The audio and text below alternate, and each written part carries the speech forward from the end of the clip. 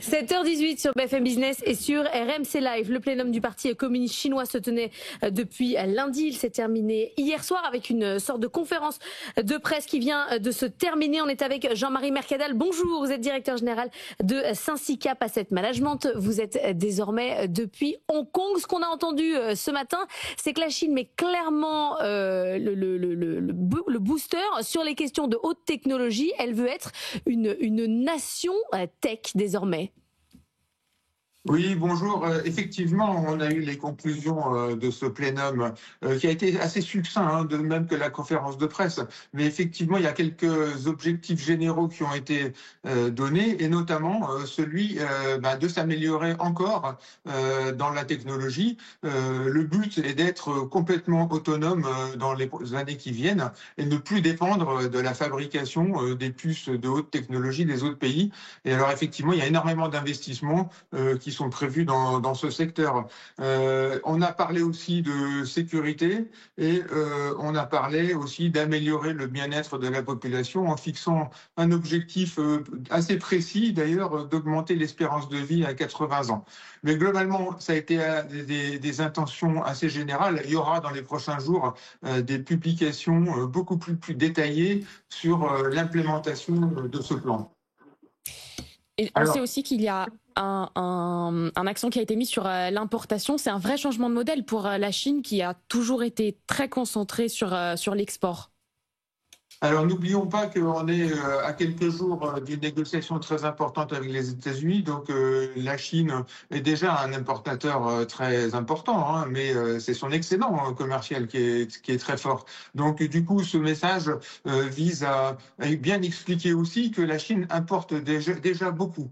Ce qui est important aussi, c'est que la Chine a donné un objectif assez précis de croissance pour les prochaines années, hein, puisqu'elle a expliqué qu'elle voulait passer en PIB par habitant, devenir un pays développé modéré, ce qui implique un doublement du PIB, ce qui a rassuré les marchés parce que ça implique une croissance de l'ordre de 4,5% par an jusqu'à 2035. Ça a été plutôt bien perçu.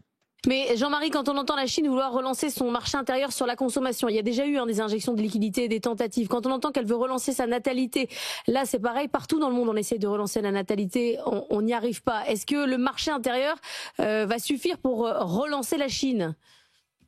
Alors, c'est l'objectif, mais effectivement, vous l'avez bien expliqué, il y a des freins naturels, hein, notamment la natalité qui était un des freins les plus naturels. Alors, il faut redonner confiance. Redonner confiance, ça passe par beaucoup de sujets, notamment la bourse. Il y a aussi un côté administratif, hein, qui a été souligné, parce que le marché intérieur chinois n'est pas complètement fluide, hein, il y a des contraintes administratives. Donc, dans le prochain plan quinquennal, on va viser à, je dirais, alléger le millefeuille administratif, hein, espérons qu'il soit efficace, contrairement à d'autres pays qui le sont moins. Donc le challenge c'est pas gagné. Le plénum a aussi expliqué qu'il comptait justement stimuler la demande intérieure en rétablissant la confiance, mais aussi en stimulant l'innovation, hein, toujours cette politique de l'offre qui fait que les produits innovants vont susciter de la demande. Et le cas échéant, s'il y a des trous d'air, à ce moment-là, le gouvernement s'autorisera éventuellement, mais ça ne fait pas partie de sa politique principale, s'autorisera à stimuler la consommation par je dirais, comme on l'a vu ces derniers mois, des coupons de consommation, etc. Mais l'esprit naturel, c'est pas de stimuler la consommation pour la consommation. L'esprit naturel de la Chine depuis plusieurs années, c'est d'avoir une politique de l'offre, hein. Donc là aussi, c'est un peu différent par rapport à d'autres pays. Mais ça permet d'avoir une industrie puissante. Jean-Marie Mercadal, on sait que à Pékin, la bonne santé économique est strictement liée à la bonne survie du régime. Est-ce que vous pensez que ces turbulences économiques peuvent se transformer en difficultés politiques à terme ? Alors là, je n'ai aucune information sur ce sujet. Je sais qu'il y a beaucoup de rumeurs qui ont été alimentées par le fait qu'il y a 37 officiels qui n'ont pas participé à ce plénum. Maintenant, moi, je n'ai aucune information sur ce sujet. Tout ce que je peux dire, c'est que quand je lis tous ces communiqués, on sent que la Chine est gouvernée, contrairement peut-être d'autres pays.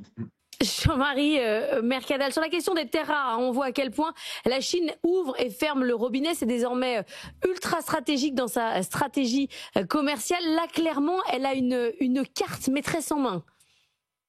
Alors, ça fait partie des cartes qu'elle a, hein. Les États-Unis ont des cartes en main, la Chine a aussi des cartes en main. Et d'ailleurs, ça a été dans le discours de ce matin, plusieurs fois le mot la Chine doit être prête à aller au combat a été signalé. Ça veut dire qu'aujourd'hui, la Chine traite d'égal à égal avec les États-Unis. Et donc, de ce point de vue, les terres rares, comme la Chine a une avance par rapport aux autres pays, elle s'en sert, hein, mais elle a d'autres atouts aussi dans sa manche, comme les États-Unis d'ailleurs, hein, puisque les exportations de semi-conducteurs de haute technologie vers la Chine ont été un peu restreintes. Donc il y a matière à négocier. Donc la réunion de la semaine prochaine qui aura lieu à Séoul entre le président Xi et le président Trump est extrêmement importante.